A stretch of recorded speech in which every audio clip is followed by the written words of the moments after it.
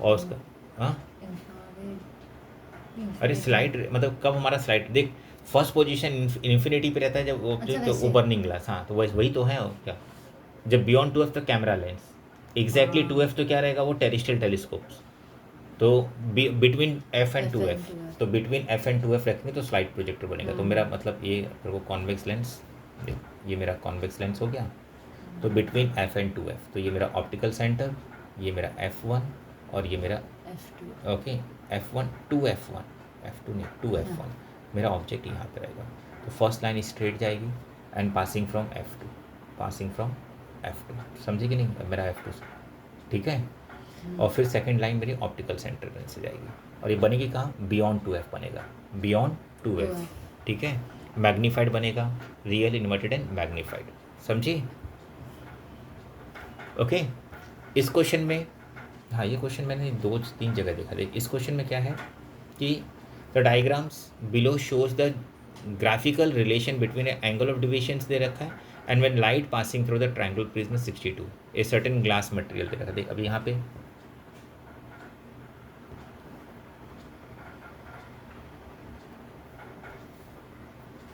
देख हमें फाइंड करना है angle of deviations, x find करना है ना। देखिए यहाँ पे क्या दिया है, वापस फिर से क्वेश्चन रीड कर लो। The diagram below shows that the relation between the angle of deviation and angle of incident when the light passing through triangle prism angle of freedom में 62 डिग्री है। फाइंड क्या करना है, अच्छा स्टेट द मिनिमम डिविएशन, तो minimum deviation मेरा कहाँ पे है 37 डिग्री, ठीक है। फिर उसके calculate the value of X, तो वैल्यू ऑफ एक्स कैलकुलेट करने के लिए मालूम है फॉर्मूला है delta M is equal to twice of I minus A. तो यहाँ पे मेरा आई क्या था, ये मेरा आई देखिए ये एक्स मुझे मतलब आई मुझे ये आई मेरा एक्स हो गया। मिनिमम डिवीजन कितना आया 37, तो 37 is equal to twice of I and A दिया है 62। अब 62 को इधर ला के ऐड कर ले एंड डिवाइड बाई 2 कर दे, आई निकल जाएगा। समझे, समझे कि नहीं। A lens of focal length is 20 centimetre, okay forms an inverted image at a distance of 60 centimetre. Distance of देख अभी फोकल लेंथ 20 सेंटीमीटर है, इन्वर्टेड इमेज बन रही है at a distance of 60 centimetre, तो 2F के बियॉन्ड बन रही है। तो ऑब्जेक्ट कहाँ है, बिटवीन F एंड 2F। वापस वही डायग्राम दे दिया। Identify the lens, convex lens हो गया क्योंकि इन्वर्टेड बन रही है, कॉन्वेक्स लेंस हो गया। How is the lens present in the object and calculate the, अच्छा इसके अंदर मुझे कैलकुलेशन करना है, न्यूमेरिकल्स हो गया। फोकल लेंथ 20 है, फोकल लेंथ ये कॉन्वेक्स लेंस है तो फोकल लेंथ मेरा पॉजिटिव हो गया, यस तो लेंस कौन सा हो गया, कॉन्वेक्स हो गया। अब इसके बाद मुझे कैलकुलेट करना है how far the lens present okay in front of the object, lens कितनी दूर मतलब कि लेंस कितनी दूर ऑब्जेक्ट में, तो यू निकालना है। यस इमेज डिस्टेंस दे रखा है 60 और इमेज डिस्टेंस राइट साइड पे है मेरा, तो वो क्या रहेगा पॉजिटिव। तो 1/f 1/20 equal to 1/v minus 1/u, तो 1/60 माइनस 1/u, समझिए ये फॉर्मूला आ जाएगा।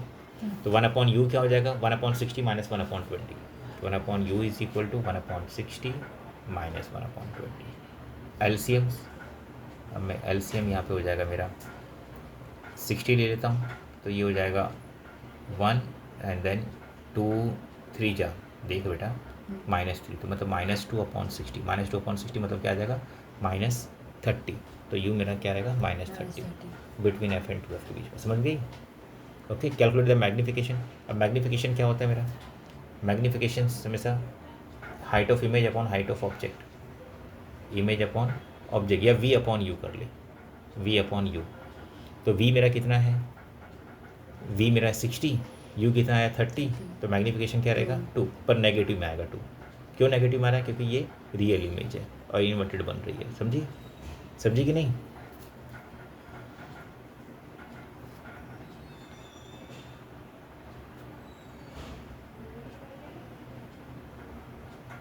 क्वेश्चन नंबर 5 दे, state the relation between the critical angles and the absolute refractive index of a medium.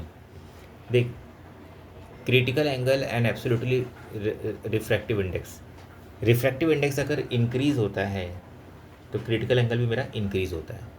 The critical angle for a glass is 45 degree for yellow light, what is will be, हमारा एक formula है sign सी का, sine C मतलब sine of critical angles, the relation between the critical angle and absolute refractive index, वही formula है, refractive index is equal to 1/sin c, बस यही formula है साइन ऑफ क्रिटिकल एंगल्स। ठीक है, तो पहले वाले क्वेश्चन में तो कोई फॉर्मूला लिखना है। अब यहाँ पे critical angle of yellow light के लिए 45 डिग्री है, than less than the greater than 45 degree, कौन सी लाइट लेस रहेगी ग्रेटर रहेगी उसके लिए 45 डिग्री के लिए, येलो लाइट के लिए 45 डिग्री है क्रिटिकल एंगल्स, तो रेड लाइट की स्पीड तो ज़्यादा रहेगी, उसके लिए क्रिटिकल एंगल, उसके लिए क्रिटिकल एंगल क्या रहेगा,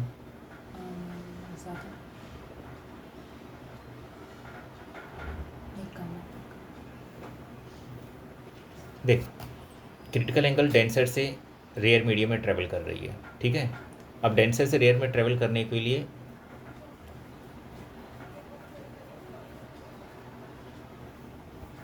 क्रिटिकल एंगल येलो लाइट का 45 है, येलो लाइट में ना ठीक है, रेड लाइट का क्या हो जाएगा क्रिटिकल एंगल कम रहेगा, क्योंकि डेंसर से रेयर में ना, समझे कि नहीं।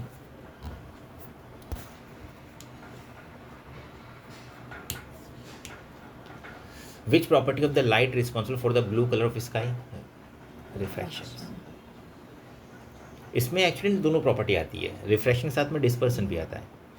ओके, स्काई जो ब्लू कलर फॉर्म होता है दोनों प्रॉपर्टीज आती है, जैसे रेनबो कलर का फॉर्मेशन वो भी दोनों प्रॉपर्टी डिस्पर्सन एंड रिफ्रैक्शन दोनों आती है। Define the above mention property stated by you, तो कौन से उसका, हाँ रिफ्रैक्शन का definition, refraction is the bending of light when it travel from one medium to another medium. State the condition required for occurring the phenomena. the refractive index, Changing of refractive index. Simple paper बनाया है, बहुत simple. ये lateral displacement का question है, ये lateral displacement है। What is the D shows in diagram, lateral displacement. Define D, lateral displacement is a distance between extended incident ray and emergent ray, समझ गए कि नहीं। Okay, and it's a constant. हाँ, how D is related to the refractive index, refractive index अगर मेरा increase होगा तो मेरा लेटरल डिस्प्लेसमेंट भी इंक्रीज होगा, ठीक है ना। फिर उसके what will be happen to the D as the T thickness increase होगा तो भी मेरा लेटरल डिस्प्लेसमेंट इंक्रीज होगा, समझी कि नहीं, कोई डाउट नहीं ना। टेम्परेचर इंक्रीज होगा तो लेटरल डिस्प्लेसमेंट डिक्रीज होगा, वेवलेंथ इंक्रीज होगा तो लेटरल डिस्प्लेसमेंट डिक्रीज होगा, ठीक है ना। Right the relation between the commercial unit of the electrical energy and SI unit, क्या 1 kilowatt hour is equal to 3.6 into 10⁻⁶ joule, समझ गई कि नहीं। Okay, A satellite revolves around a planet in a circular orbit. What is the work done by the satellite at any instant? 0. क्यों work done 0 है? Because angle between the force and displacement is always 90 degree. Yes. समझे कि नहीं? क्योंकि टेंजेंटली force create हो रहा है उसके अंदर और displacement toward the centre side में होगा और इसकी वजह से उसके बीच में हमेशा 90 डिग्री एंगल बन रहा है, जिसकी वजह से work done at every point is equal to 0. A ball is dropped from certain height is 10 meter. देख हाइट मेरा 10 मीटर है. If the energy of the ball is 40% after striking the ground, how will be the ball bounce back? तो ball कितना bounce back होगा? 40% energy reduce हो गई है. तो पहले यहाँ पे टोटल पोटेंशियल एनर्जी कितनी रहेगी? mgh. तो यहाँ पे हम लोग क्या करेंगे, वापस फिर से mgh का फॉर्मूला अप्लाई करेंगे, बस उसको कहेंगे जो पहले एनर्जी थी उसके 40% रिड्यूस कर देंगे. यस, तो mgh में मास नहीं दिया है, इसमें दोनों तरफ मास मेरा सेम रहेगा. तो mgh is equal to mg 40% of mgh. समझे कि नहीं? 40% ऑफ mgh. ओके.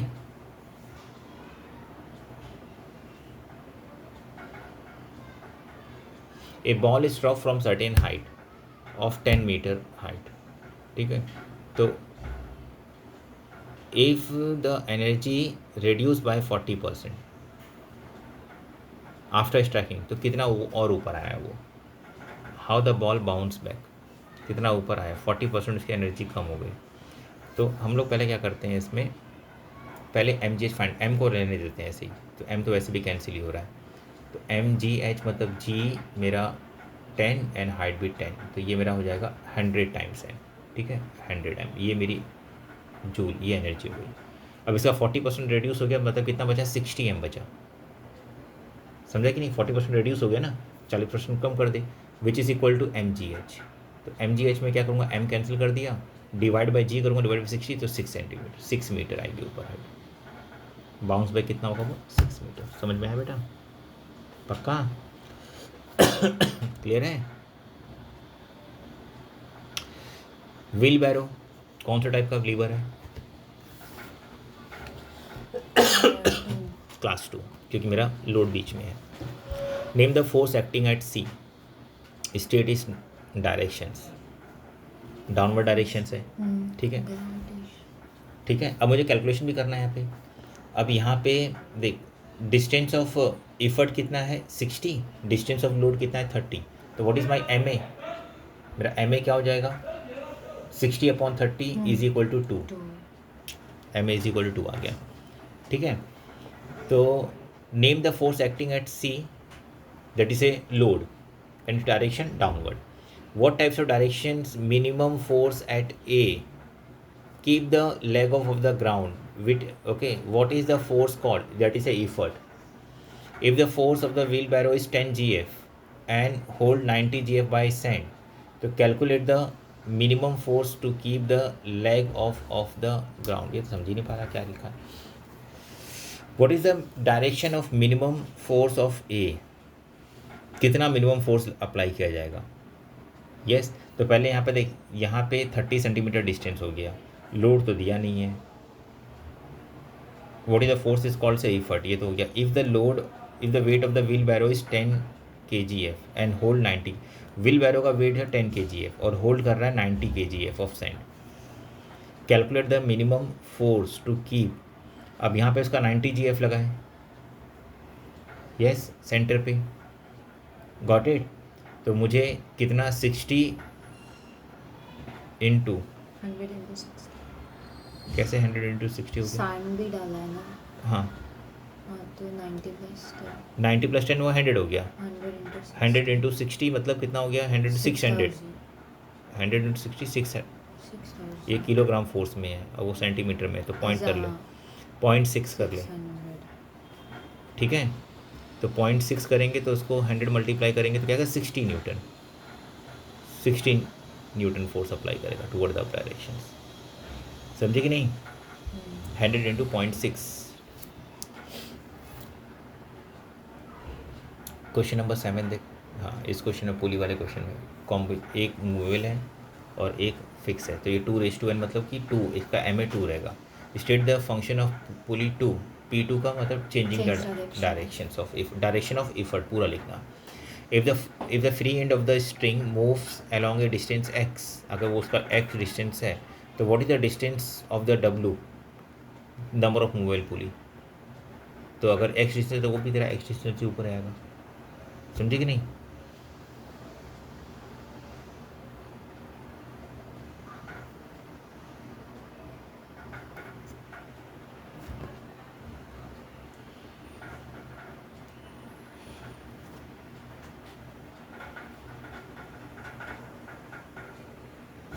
देख इस क्वेश्चन को, साउंड क्वेश्चन है। A boy stand in front of the cliff on a other side of river, he fires a gun and hears an echo after 6 seconds. The boy then moves backward by 170 meter. 170 meter पीछे गया. Again fire the gun. He hears an echo after 7 seconds. ठीक है. Calculate the width of the river. पहले का distance x ले लेते हैं, ठीक है, एंड स्पीड ऑफ साउंड। पहले का डिस्टेंस अगर हम x ले रहे हैं, दूसरा डिस्टेंस क्या हो जाएगा मेरा x + 170। एक तो डिस्टेंस हो गया मेरा x हो गया, दूसरा डिस्टेंस मेरा x + 170 हो गया, ठीक है। और टाइम, इसमें टाइम मेरा 6 सेकेंड है, ठीक है, और इसमें टाइम मेरा कितना 7 सेकेंड है। दोनों मेरी स्पीड सेम है, दोनों मेरी स्पीड सेम है। तो distance, twice of distance 2x/6 is equal to twice of this number and upon 7। अरे आ जा भाई, अपॉन 7, ठीक है ना। तो यहाँ पे 7, यहाँ पे 2 कट कर लीजिए, 7x इधर 6x प्लस 6 इंटू 170, तो फिर सब्ट्रैक्ट करके निकाल लेगी इसको, ठीक है। तो फिर वेट निकाल, समझ में आया बेटा?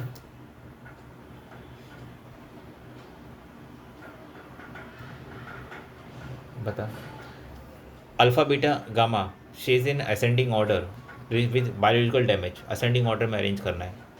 पहला क्या आएगा? पहले अल्फा फिर बीटा एंड फिर गामा। आयनाइजेशन पावर में पहले गामा फिर बीटा फिर अल्फा, समझी? इसमें मेरा ये हाफ वेव है 0.6 मीटर, ये कंप्लीट वेव है 0.6 मीटर, तो 1:2 हो जाएगा, मतलब this is 1 and this is 2, 1:2। तो क्या पूछा इसने? ऐसे the frequency of the node and what is the frequency in case A. देख ये जो फ्रीक्वेंसी देख, ये मेरी हाई फ्रीक्वेंसी, ये मेरी लो फ्रीक्वेंसी है। इन which case the pitch higher मेरी बी में रहेगी, रीजन बिकॉज हायर फ्रीक्वेंसीज, ठीक है? समझे कि नहीं? ओके